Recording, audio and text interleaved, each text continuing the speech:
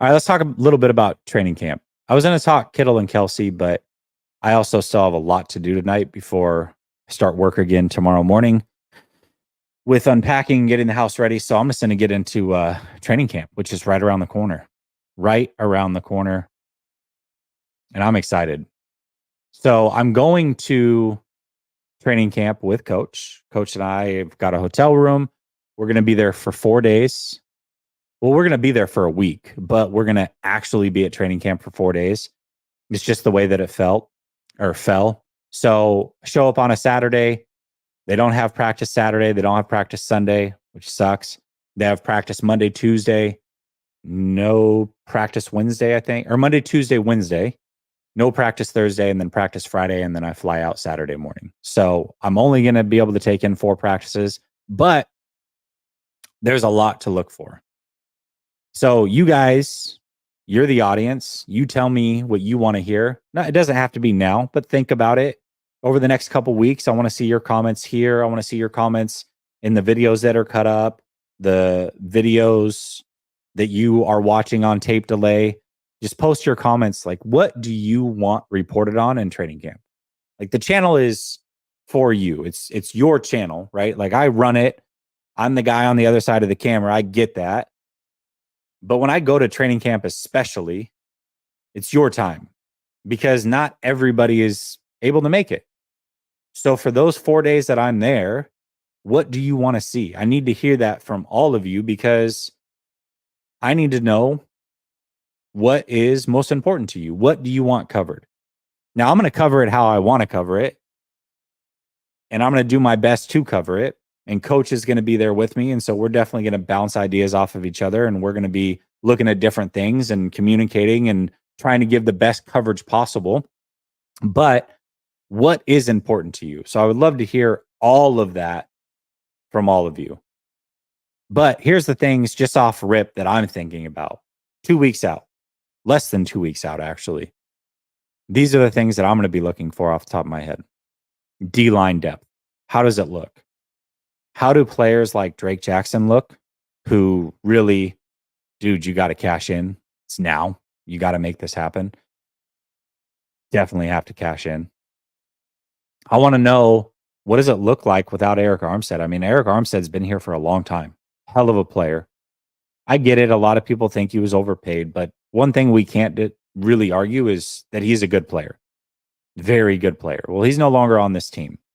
And this defense last year struggled stopping the run, especially without Dre Greenlaw and without Hufanga. Without Dre Greenlaw this year, I could see it being an issue. The defensive line is the first line of defense. Now Hufanga will be back, but what does it look like? How does that rotation look? What does the depth look like? And what does the rotations look like? Like, who's starting down 1, who's in on down 3? Those things are all important to me. How does Hargrave look, by the way, if we're looking at defensive line? Last year, he says he was out of shape. Let's see how he looks this year. Does he make a difference? Who's going to fill in for Dre Greenlaw? I mean, there's multiple candidates for sure.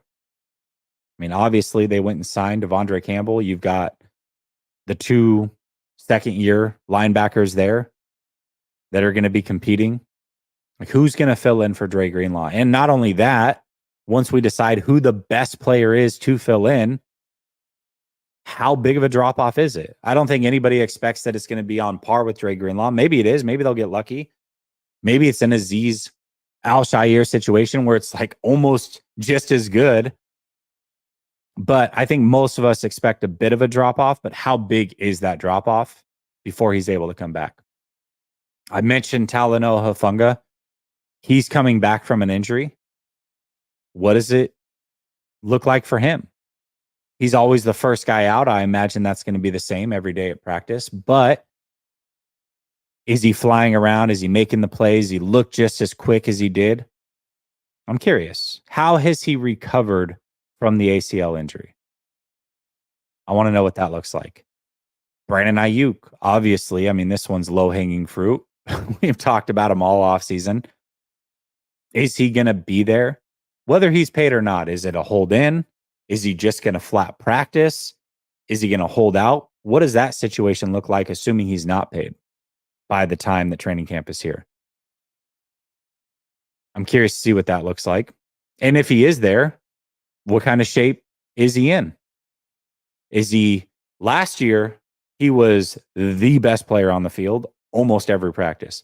So if he is on the field and he's playing, does he have that same hunger? Is he in as good a shape to where he can just take over practice and be the alpha again? Curious to see what that looks like.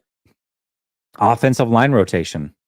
Man, I mean, we talk about an important position group. Geez, I mean, this is the most important, probably the thing we should watch most. I'm glad I'm there with Coach, who definitely knows what he's looking at when it comes to O-line. So I'm excited to get his eyes on it. Let him focus on that probably while I'm looking at some of the other things going on.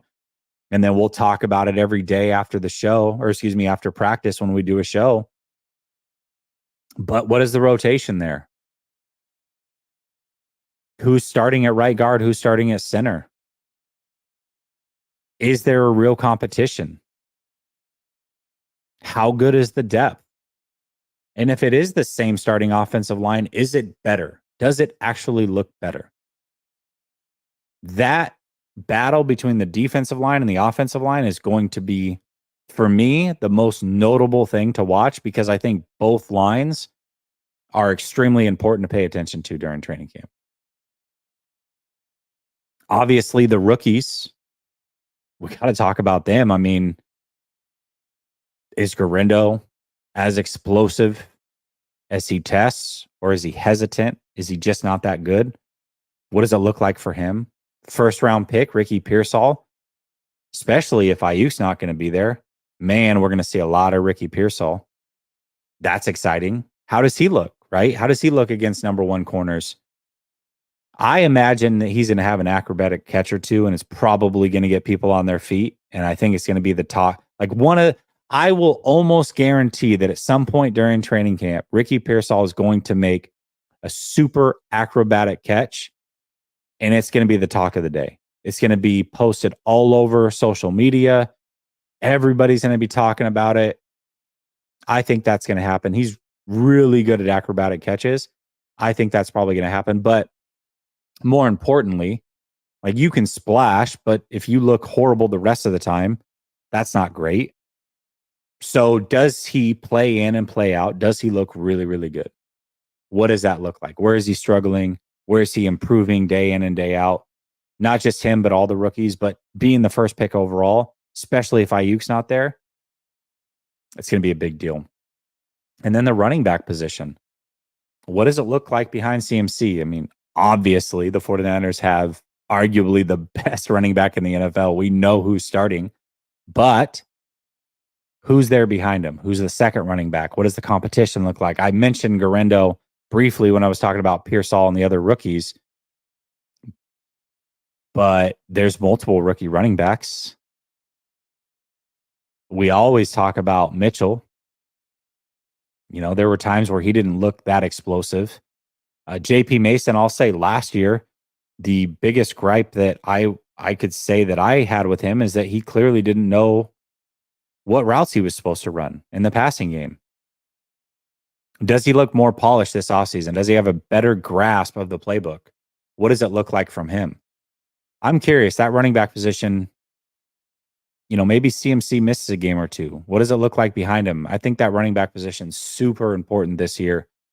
Even if CMC doesn't get injured, it's super important because CMC has to get a breather. He cannot. I'm not saying he physically can't. Like, I'm sure that there's a world that exists where he can physically make it through the season and be good. But I think it's clear that any player with high usage, especially at that rate, at that age, they're not going to be their best all season long. And they're going to break down a little bit. And maybe at the worst time, they need to find a way to get him a better breather throughout the season, more breathers, and keep him healthy, keep him fresh. Not even just healthy. Like, even if he plays every game, they just need to keep him fresh and at his best. So who is good enough to give Shanahan the confidence to remove a player like CMC and put the ball in their hands and allow them to go make plays. I'm curious to see who that player is.